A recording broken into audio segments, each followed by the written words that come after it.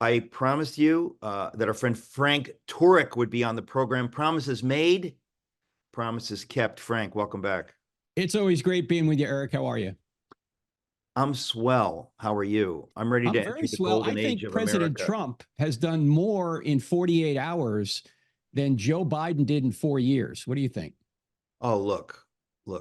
And for you know what though, even when people say that, Mm-hmm. like in a weird way, I want to correct that because what do I care that Joe Biden didn't do a lot?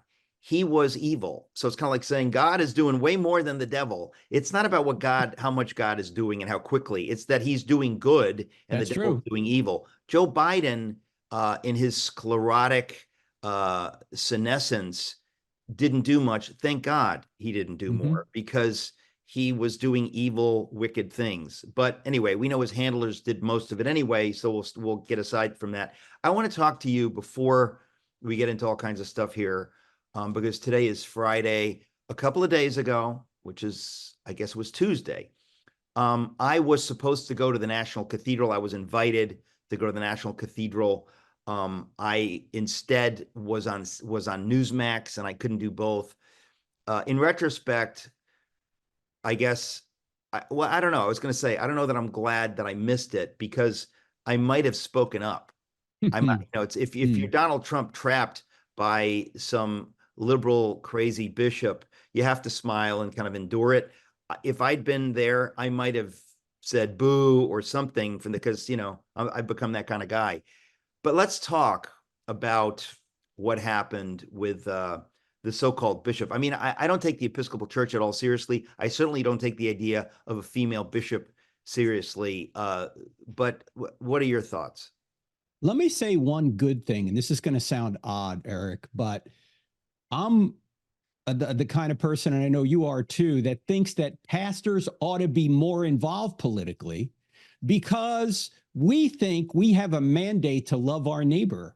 And if we have a mandate to love our neighbor, that means we need to speak the truth from the pulpit about policies sometimes that help love our neighbor and prevent innocent people from getting hurt. That's the purpose of government, to prevent innocent people from getting hurt. That's Okay, hang on. Romans 13. So I before you go on with that, I want Mm-hmm. to say that I don't think I said it publicly, or I released a statement to somebody and they didn't use it, but I said I think I was maybe watching the Five on Fox that day, or I turned it on or something like that, and they all got it wrong. They're like, "Oh yeah, she brought politics into," and it's like, guess what? I have zero problem with somebody bringing politics into the pulpit because you're supposed to talk about everything from the pulpit. It's when you bring in bad politics and bad theology into the pulpit. So it's not that she brought politics into. I mean, imagine if slavery was Mm-hmm. an issue in America, and from the pulpit you have somebody talking against slavery. I'd be like, great, bring it. So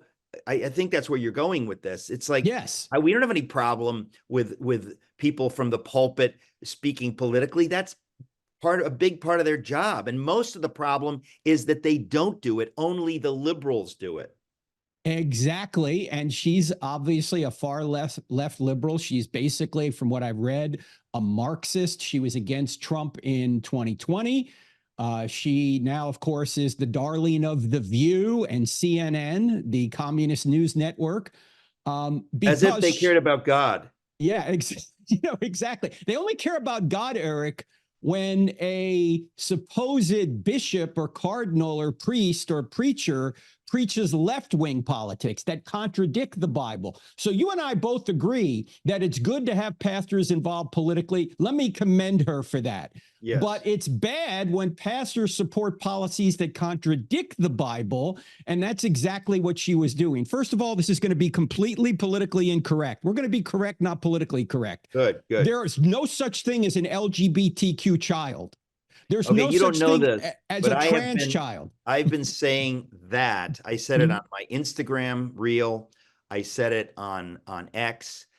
It is unbiblical. It is utterly wrong. I think I said it yesterday on this program. It's just it's like you don't even need to go past that. Her assertion, not of anything about them, just the assertion of the existence of trans kids, gay kids, lesbian kids. that's lunacy, and it's utterly unbiblical. So go ahead. Well, as Christians, our identity is in Christ. It's not, our identity is not in our desires. Look, Eric, if your identity was in what you thought about, most men would be women and most women would be chocolate, right? So to say that your identity is in your desires and what you think about not only doesn't make sense practically, but it doesn't make sense biblically. Of course, we all have desires that we ought not act on. That's the sin nature. That's why we need a savior. And we all should agree with that. That's another problem that I think this so-called bishop had. She doesn't understand human nature. And in fact, I know this sounds crazy, but it's true, Eric, that most Christians who believe the Bible, if you ask them, do you think people are basically good? They're going to say yes, which is false.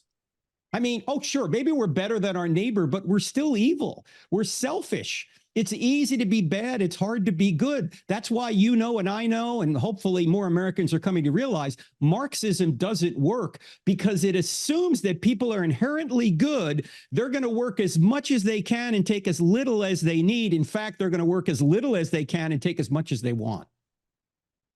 Well, this is all very important. And it's interesting because think of this. First of all, I mean, we have to like lay some stuff out. The idea that, I mean, all the people that were here I'm still in the nation's capital here. All the people that came here, and it was kind of a pathetic group of losers who wanted to protest the president. They're all wearing rainbow colors and stuff. So part of their at least implicit, but usually explicit criticism of this president and those that vote for him is that he is somehow anti-gay or something. Nothing could be farther from the truth. I mean, he had Rick Grinnell, a key figure who is openly gay.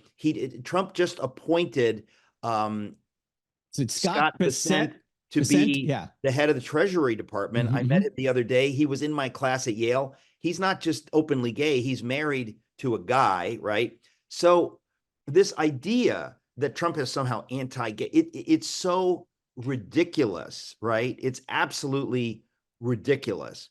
But we as Christians have to be clear on what the Bible says about this stuff. Yes. And go ahead, because you know it better than I do. It's well, no, you just mentioned this guy. Crystal clear on this stuff. Scott Bessent, I think his name is. Yeah. He has an article, or he's quoted in an article in the New York Post, an editorial in the New York Post from Thursday that our listeners ought to go look at. He came out against this bishop more than Trump did. And this is a guy that identifies, as you say, as gay and is married, apparently, quote unquote, married to a man.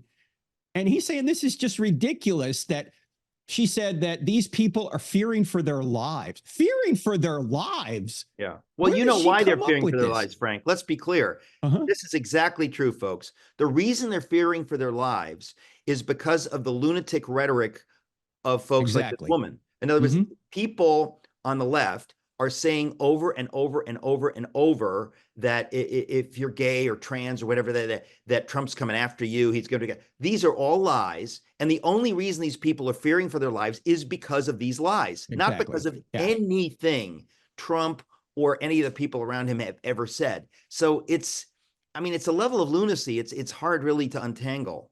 It is. And also I want to point out that this kind of leftist rhetoric is really weaponizing Christian compassion against us. In other words, they will say things like mercy and asylum and we should be gracious and we should allow people to come across the border because they don't have the proper definition of what true compassion is. Yes, we ought to be merciful. Yes, we ought to try and help people that are in trouble, but that is not an advertisement for open borders. I mean, we can always find exceptions that pull at our heartstrings when it comes to immigration, but far more people get hurt when we don't enforce the law on the border. There's more crime, there's more child sex trafficking, there's more drugs, terrorism, debt, inflation, jobs, lack of housing, strain on the safety net. These are all things when you have an open border that do not compensate for an occasional good thing that comes from an open border. In fact, I love what Justice Scalia said years ago. He said, you can get a good result from a bad process. In other words, there are a few people that are helped by open borders. We can admit that. But far, far, far more people are hurt by open borders. Just because you occasionally get a good result from a bad process doesn't mean you ought to universalize that bad process. I mean, how many kids are now missing, Eric, in our country that have come across the border? Is it 340,000? Well, that's what I'm saying. It's selective compassion, which is no Yeah. compassion. Folks, when we come back, I'm going to talk about a lot more gay stuff with Frank Turek. Don't go away. Welcome back, folks. Talking to Frank Turek. We're touching on a lot of important issues. The gay issue, Frank, we have to deal with this from a Christian perspective, right? And I think that we're always given this false choice, and the false choice, that the devil wants us to pick between A and B when God says no, C is the answer. So we have this false choice of condemning gays, being hateful to people that struggle with this, making them feel like, dirt. Okay. And so the world has participated in that for the longest time. And then suddenly there's this big shift and the world says, oh, yeah, we got that wrong. So now we're going to go from that ditch across the street into the other ditch. And we're going to affirm this stuff as though it's wonderful and needs to be celebrated.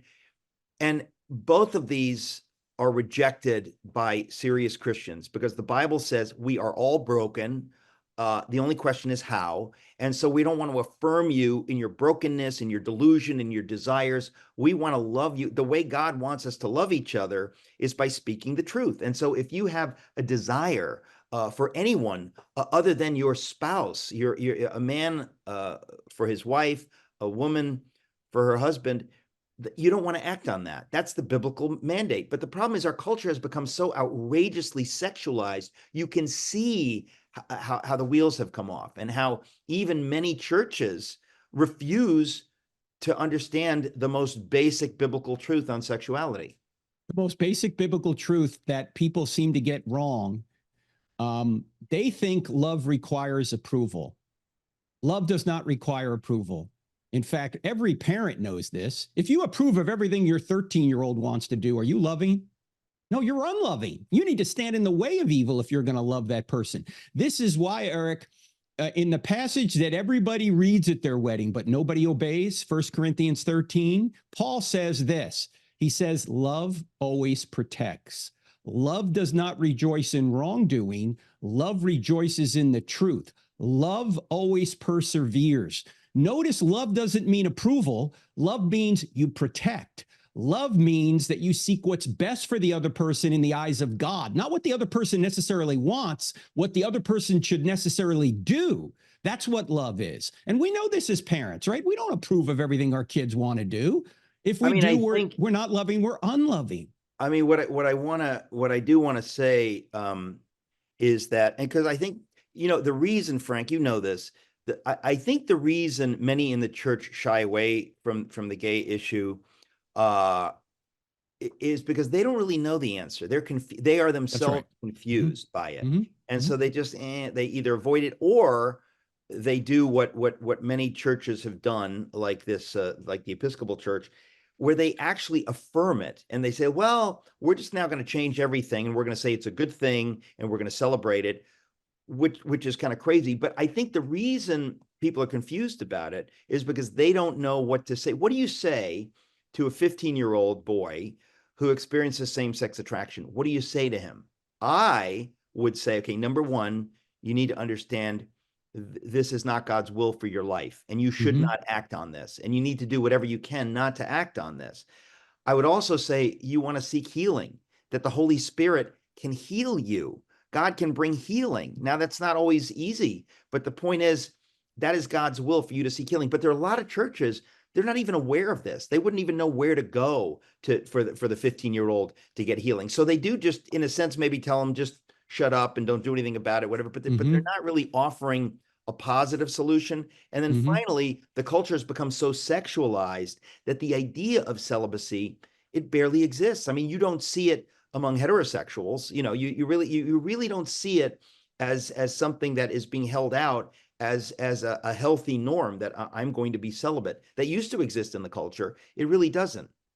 No, it doesn't. And I think questions need to be asked of a 15-year-old, as you just said. First, if you're a parent, don't freak out if your kid says, I'm gay or trans. What you need to do is sit down with them and say, well, first of all, thank you for telling me that. But secondly, can I ask you a few questions? Yeah, okay, go ahead. What do you mean by gay or trans? And then just be quiet. And then say, when did these feelings start? The people that do research into this, Eric, when they say, particularly on the trans issue, when a kid says he or she is trans, almost 100%, when they're asked the question, when did these feelings start? They always trace it back to an event, some traumatic event, some sexual abuse, some event that shook their world, that made them start to feel like, oh, they're in the wrong body, or they're starting to like the same sex or whatever. There's usually an event. So you might say to them, wait a minute, honey, last year you weren't gay, or you didn't consider yourself gay or trans. Now you do. What changed? Now, do you think your feelings may change again? I mean, they've changed already. Do you think they may change again? On the trans issue, do you realize that more than 80% of kids who have what's called rapid onset gender dysphoria grow out of it by the time they're 18, and 96% of them grow out of it by the time they're 26? Why? Because it's a phase in most cases. It's not something that stays the same. Their heart changes. This is why even Bill Maher gets this, Eric. Bill Maher famously said, when I was a kid, I wanted to be a pirate. Thank God nobody took me seriously and took me for eye removal and peg leg surgery, right? Things change, especially when you're young. Your feelings change and they come and go. Things change all the time. And so you have to sit down with your kid and say, hey, do you think your feelings may change again? I'd also ask them, I'd ask them this. Do feelings always tell you the truth? Because a lot of times they don't. And in fact, the principled restraint of destructive desires is called civilization. If we don't restrain... The principled restraint of destructive desires is called civilization. We're going to end this segment on that note. We'll be right back. More with Frank Turek. Folks, welcome back. We're talking to our friend Frank Turek, Turek. Frank, you just said that, if somebody, if a teenager, comes to his or her parent and says, oh, I feel trans, or, you want to ask them, when did it happen? And you said, because feelings change. Mm-hmm. That is also true. It needs to be said of many who say, I'm gay. Oh, yeah. I have a number of friends who identified as gay at some point and acted on it. And now they're married with kids. What happened? What happened to Ellen DeGeneres' girlfriend, Anne Heche? You remember, like in, I don't know what it was in the Clinton administration. It's like these are the poster girls for, the lesbian couple. Anne Heche got married to a guy. Anne Heche turned her back on her same-sex attraction. Those stories are never told. So you get this false narrative, this lie that, oh, that's what you are. That is who you are. In so many cases, that's not true, but you don't hear those stories. And every time I have an opportunity to have somebody like that on my program, I want to get those stories out, because people need to hear those stories. Many in the church are unaware of this stuff. They're buying Rosaria Butterfield is propaganda. another one. Rosaria Butterfield, Christopher Yuan, Beckett Cook. These are all people that were immersed in that lifestyle for many years and are now out of it, because you can make your own choices. You can decide how you're going to behave. And if you can't decide how you're going to behave, then you can't blame anybody for anything. My friend, the late, great Mike Adams, used to say, if somebody were to say that I ought not be unkind to gays, that it's wrong to bash gays, what if I were to say, hey, don't blame me, I just have the anti-gay gene, right? Nobody would say, oh, that's okay. It's okay for you to bash gays then because you have the anti-gay gene.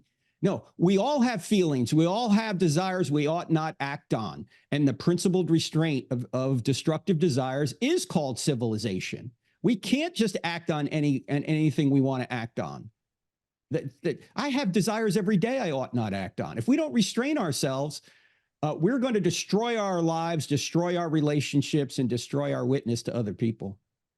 Well, and again, I think the reason so many Christians shrink from having a truly biblical view of same-sex attraction and that whole, issue is because there's guilt in their lives. In other words, you've got so many Christians that are wrongfully divorced. They did not, suppress their issues. They just said, oh, okay, I can get a divorce and I can find somebody I like better or whatever. So in a way, this evil, has come into the church in that way.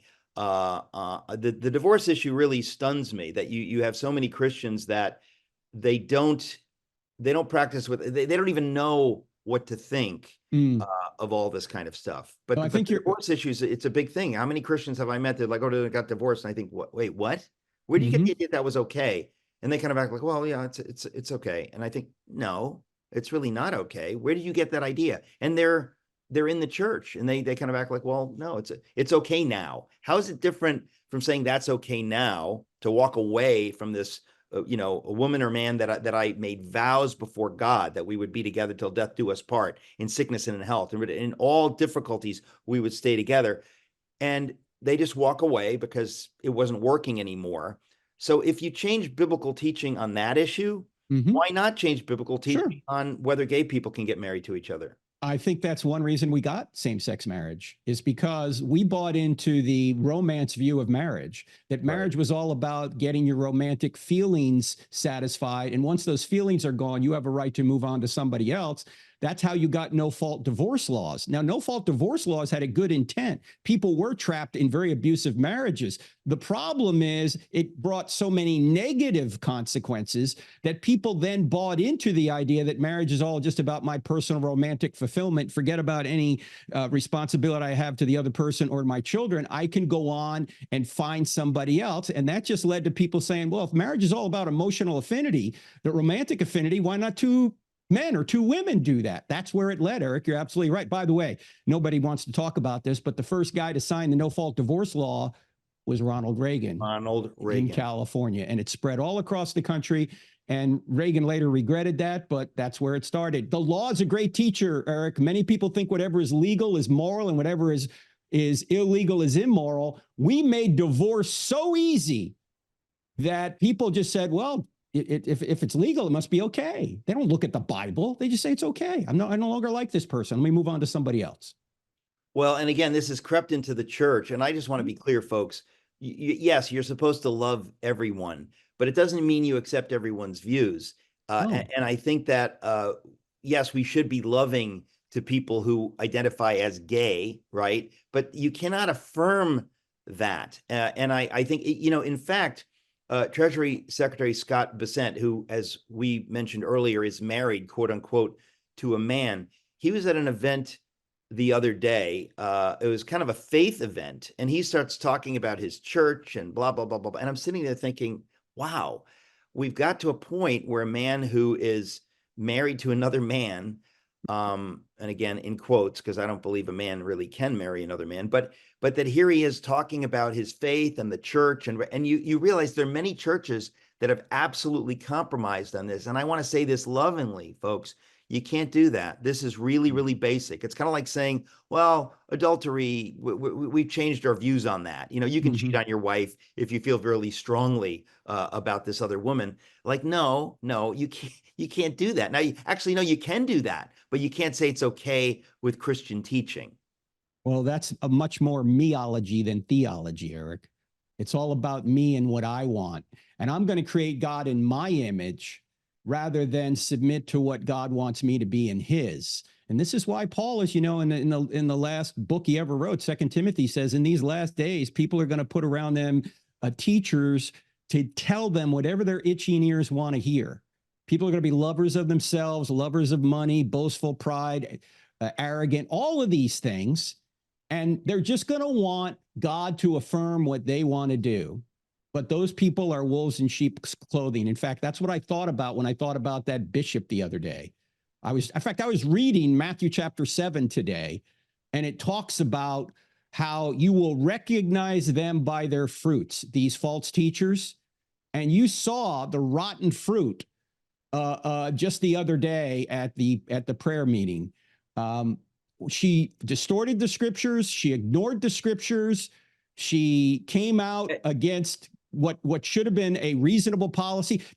Does she have a lock on go her to break, door, folks. Eric? I'm sorry. We'll be right back talking to Frank Turek. Folks, we're back talking to Frank Turek. Frank, complete the thought. I just cut you off. You're making an important point. These people who are for open borders, do they have locks in their doors? Oh, they do. Why? Because they realize that you just can't let anybody in to where you live. Your home can't manage that. You destroy your home. And the same thing is true about a country. And by the way, God set up boundaries.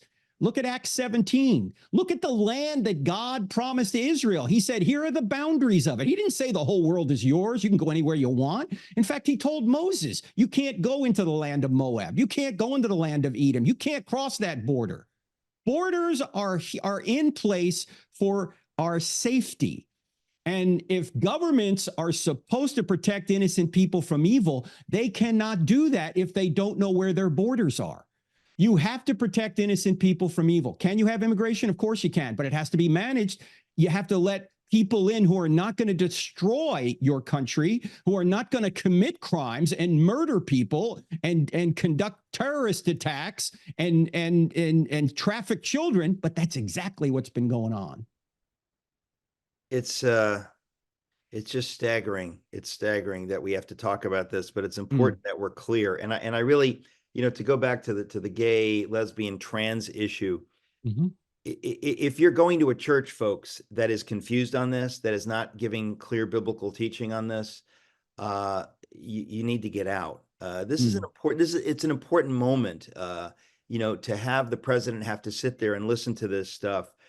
And again, I think the intentions of that woman who said those things are good. Yes. I don't think that she is worshiping the devil, or that she thinks but she's flat out wrong. And she's in a church, the Episcopal Church, that has bowed the knee to Baal on this stuff decades ago. They had an openly gay bishop, Eugene Robinson. It's absolutely insane. And again, this is not, you're given this false choice between compassion for people versus you're a rigid monster. No, there's another way, the way of Jesus, which says we love people, but we don't misrepresent the truth. And the trans issue, that's even a bigger issue, where to affirm somebody, to say that, oh yeah, God put you in the wrong body. Where do you even get that idea that that's even possible in history? Right, yeah. The idea of somebody being put in the wrong, who put you in the wrong body? Do you believe in God? Does God put people in the wrong body? What does that mean? What does that even mean? It's so bizarre. We've just got about a minute or so left, Frank, and we'll pull you over into hour two. But what is your sense of this crazy idea that has developed that people could be in the wrong body? Where did that idea come from? Well, it basically came from Gnosticism. It came from people who thought that whatever I think is true, and my body just must do whatever I think I am. And, the body's evil, and the mind just tells me what the right thing to do is. Now, as Christians, we believed in a mind-body unity, and the body and the mind are made in the image of God. Now, God's not a physical creature, but when Jesus came to earth in his human nature, he was a man, and we're made in his image.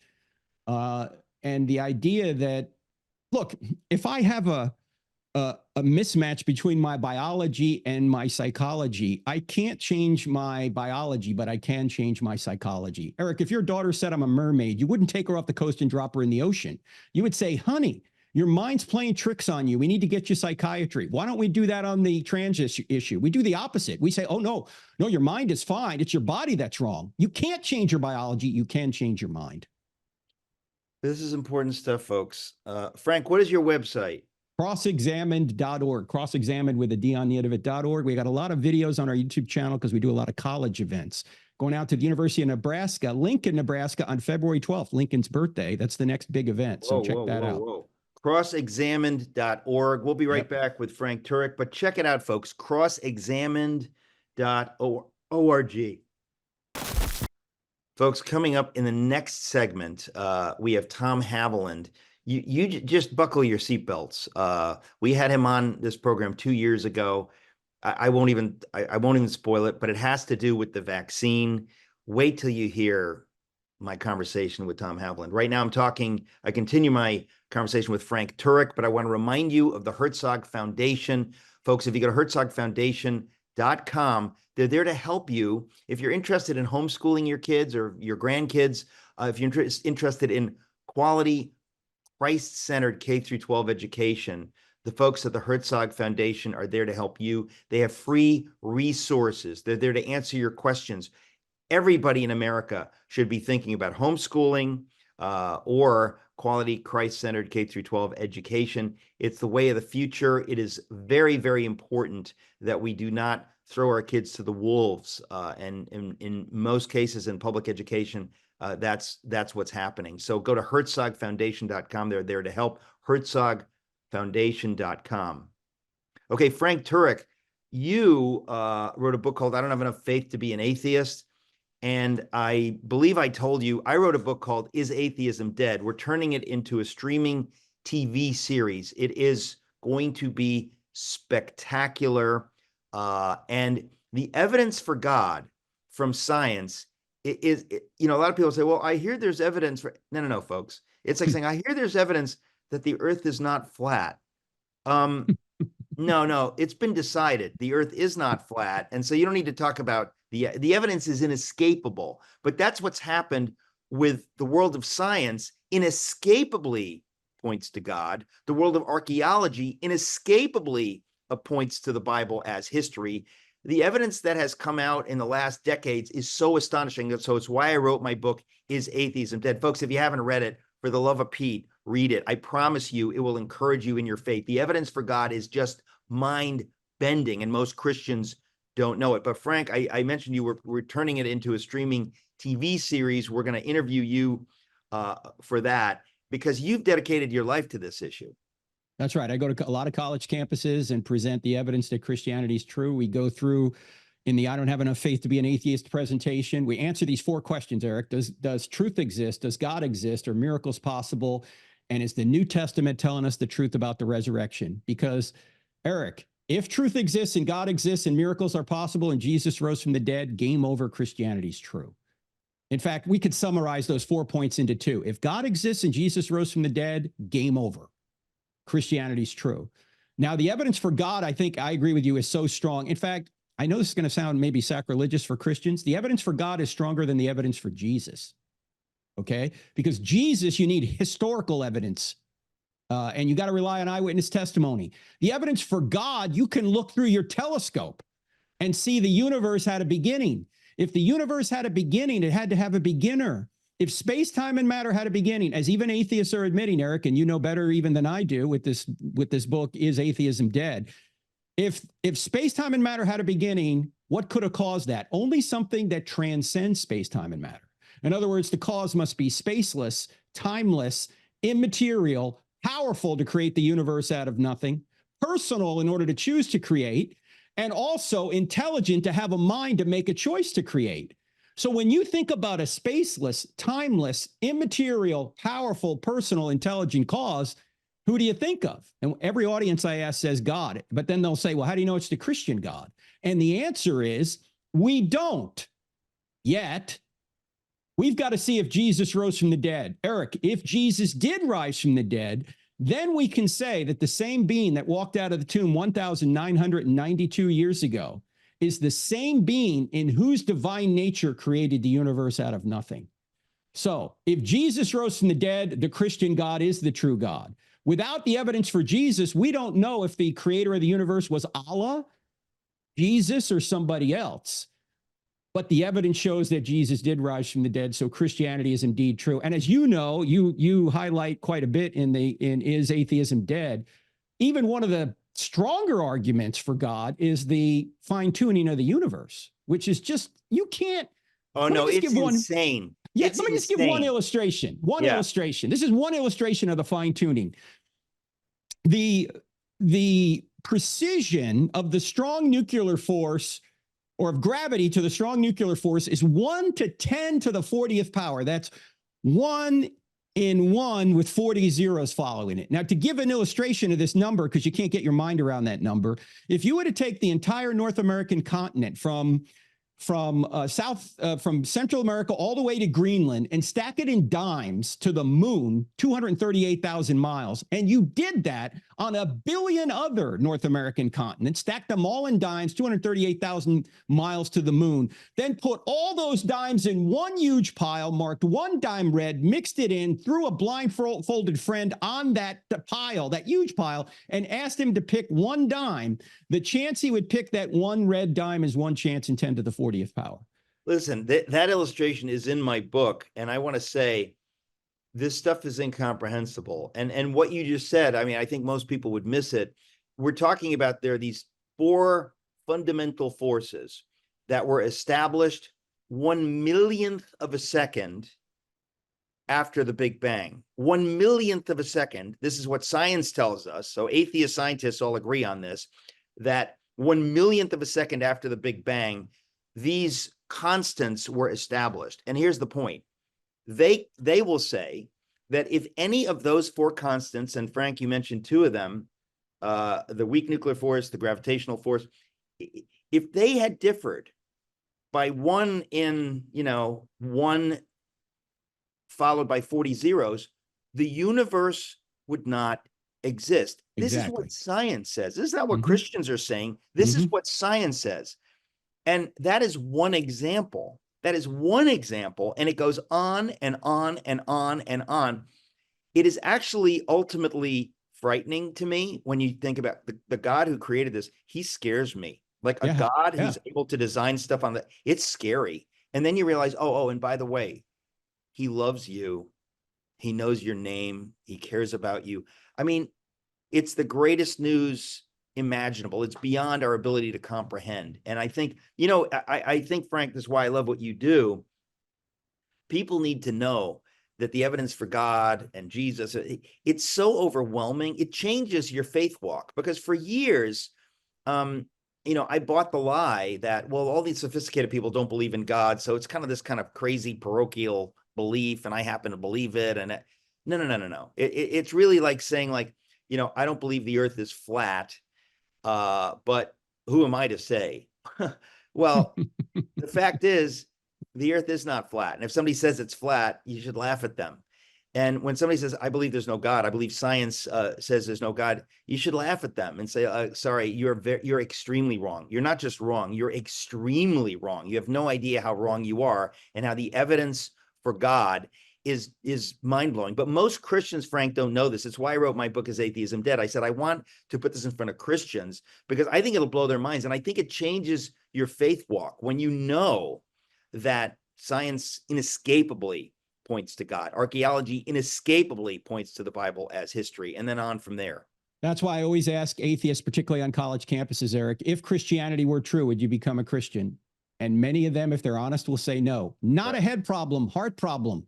They don't want it to be true. Why? Because they want to be God over their own lives. They're not on a truth quest or on a happiness quest. And they're just going to believe whatever they think is going to make them happy, which what's going to make them happy is for them to be in charge and do whatever they want to do. Now, that works over the short term, not the long term. But that's the question you need to ask them. If Christianity were true, would you become a Christian? Or better put, maybe if Jesus really rose from the dead to prove he was God, would you follow him? Most people, if they're honest, will say no. Most people are looking for God like a criminal's looking for a cop, Eric. That's what's going on. That's a scary thing, folks.